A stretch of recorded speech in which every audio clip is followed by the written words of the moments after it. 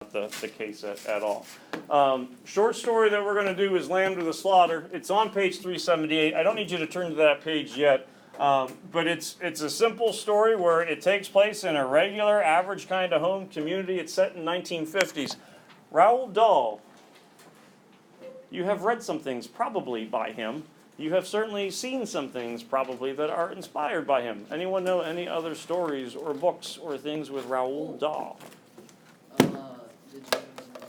James and the Giant Peach is a Roald Dahl story. Yeah, Charlie and the Chocolate Factory. Matilda would be Roald Dahl. Yeah, in not 9th grade, but 8th grade, I think many of you would have read the short story, the name's leaving me all of a sudden. The Landlady. Did you read Landlady? Landlady is where a person comes into like a bed and breakfast and she ends up poisoning him and stuffs him. It's like a taxidermy thing. Most of his short stories and his novels tend to be a little weird, a little surreal, where there's some unexpected endings or events and things like that that are taking place. And that's what we're going to be taking a look at here. So if you haven't already, get out, lined piece of paper. This is going to be going in the notes section. Up at the top, you're going to have Lamb to the Slaughter at the top. Not going to be a lengthy note. This isn't going to be a 2-day thing like what we had to do with Oedipus Rex. This is going to be hopefully about 5 to 10 minutes, and then we can move on.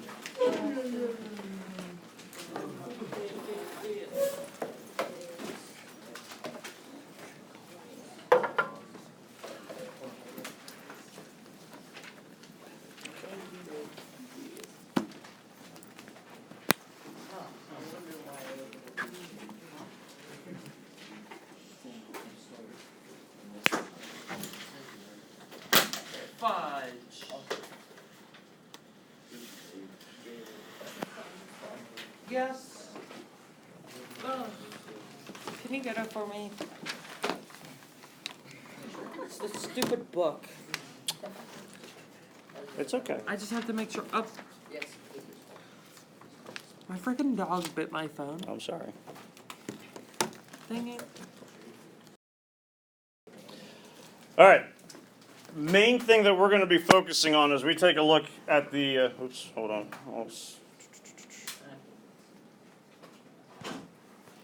Main thing that we're going to be taking a look at so far as like a literary concept is going to be irony. So there's going to be 2 types of irony that we're going to focus on. I'll zoom in on this here in a little bit. Definition of irony, which we've already kind of done so far with your keystone terms and whatnot, is going to be that contrast or that discrepancy between what you expect and what actually ends up happening. But the 2 types that we're going to take a look at specifically are going to be situational irony and dramatic irony. So irony, certainly we had a lot of irony taking place within Oedipus Rex. You figured one thing would happen, you were expecting one thing, but reality ended up being different. For Lamb to the Slaughter, it's going to have both types. So one type is going to be situational irony. This is kind of like that traditional form of irony when you expect one thing is going to happen and then the opposite occurs. So based on the mood that's being set up in the story or based on the tone that's taking place, you think it could be a happy ending and it's the reverse. You think based on the tone or the characters, the events, that these 2 people are not going to like one another, and then you end up having some kind of good positive relationship taking place. So the situational irony is going to be for you as the reader, and that's something to kind of keep in mind with it, that for you as the reader, there is a surprise that takes place. It's not what you expected. What does that say? Reader. So for you, the reader, there is a surprise that occurs. You want situational irony with the definition down? Yes. In the notebook, you got it.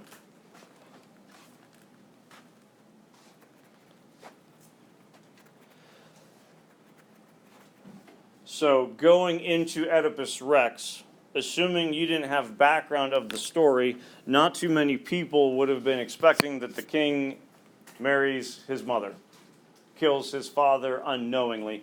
Those would be surprises that is happening to you.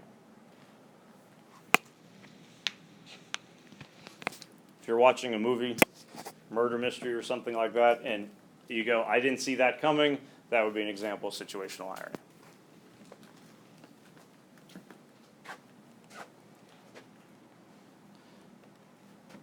I'll come back to this if we need to. Not necessarily the opposite, but a different type is going to be dramatic irony. And we certainly talked about this with Oedipus Rex too. This is when we know something important that characters in the story or characters in the text do not know. So whereas the first one was going to be a surprise to the reader, this one ends up being more of a surprise to the character or characters. You know something they do not. You're watching a movie, there is the dark, creepy music. I hate The that. person opens the stairway that goes down into the basement and it's pitch black. You know they should not go down the stairwell because bad things are going to happen. I think there's a commercial I've been seeing on TV lately. I forget what it's for, where you have people who are like, they're at a creepy old farmhouse. Is it Allstate that it's for? We should get in the car that's running. No, let's go in the garage where all the chainsaws are and things like that. They're playing off of that dramatic irony where you know bad things are going to happen. I don't remember how it ties into Allstate. I think it's like save your time. Could be. Don't make obvious stupid. Don't make it. Psycho. Yeah, Geico's pretty good at having weird, strange commercials. So you have dramatic irony. You as the reader know something. This could be based on previous knowledge. This could be based on events that have already unfolded in the story or the text that the person doesn't know about. It could be based on your background, bless you, of trends that you tend to notice that take place within most texts. So dramatic irony, we know something that the characters don't. Situational irony is going to be something that happens, but that's the opposite of what you would expect it to be. It's a surprise for you. All right? Any question about the differences between those two? Both of them are going to be front and center within the short story. Tyler, you okay? Good to know. All right.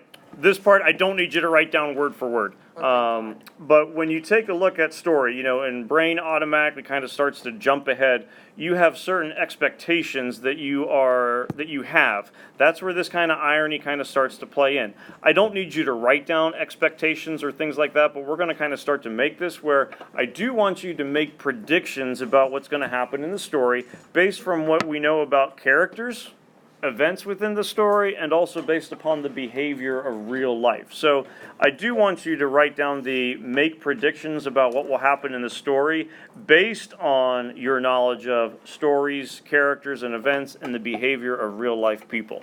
So this bottom part, not the what's next, how will it happen, but right here is where I want you to kind of take a look at jotting that stuff down. The reason for that is this is where irony, again, tends to come into play a good bit, because based on what you think about characters or events or the ways that people would actually behave in real life, that's where those surprises could start to take place. If you go, well, that's not the way that a person is going to normally act, there's a pretty good chance then at that point that you're dealing with some type of irony.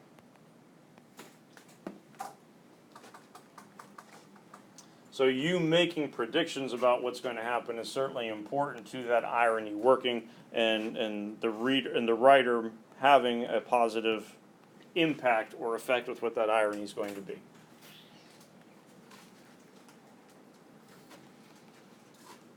So you make predictions about what will happen based on characters and events and behavior of real life people, and certainly expectations that you would have of those things.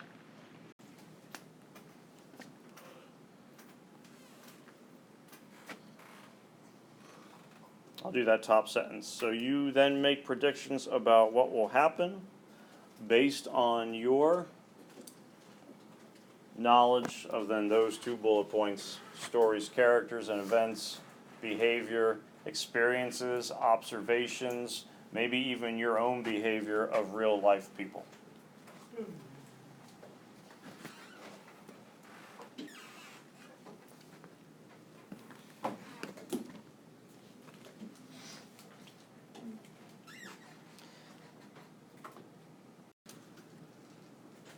Wait, can you go back? Yep. This page I don't need you to write down. Now, those ironic twists and certainly this story is going to have them, is what tends to make the story a little bit more interesting. So when you read it, we're going to keep track about what you expect will happen, how the differences end up being, and that's something where tomorrow's assignment, we're specifically going to look at that. For this one, I want you to write down a little bit of a prediction, 4 to 5 sentence prediction. So, the name of the story is Lamb to the Slaughter. Have you ever heard someone described, or a situation being described, as going like a lamb to the slaughter? It's an allusion. It's coming from Bible in New Testament. It describes a lot of instances where lambs are sacrificed. So, Roald Dahl chose the biblical allusion or reference as the title of his story, knowing that the idea is a lamb is something innocent, that it's going to be used to sacrifice, hopefully for a greater good. In your mind, what do you think? Make a prediction, again, 4 or 5 sentences. Make a prediction about what you think is going to happen in the plot, knowing that the name of the story is The Lamb to the Slaughter. Part of your prediction could be experience that you already have with Roald Dahl. So if you have read or seen James and the Giant Peach, or Matilda, or The Landlady, or any of those other kind of text stories, Willy Wonka, Charlie Chocolate Factory, you could know that some of his things tend to be a little different. You could incorporate that in. But going into it blind, what would be your prediction as to what's going to happen based on the title being Lamb to the Slaughter? Jot down some ideas. Not going to make you read it word for word, but we're certainly going to share what some of those ideas would be.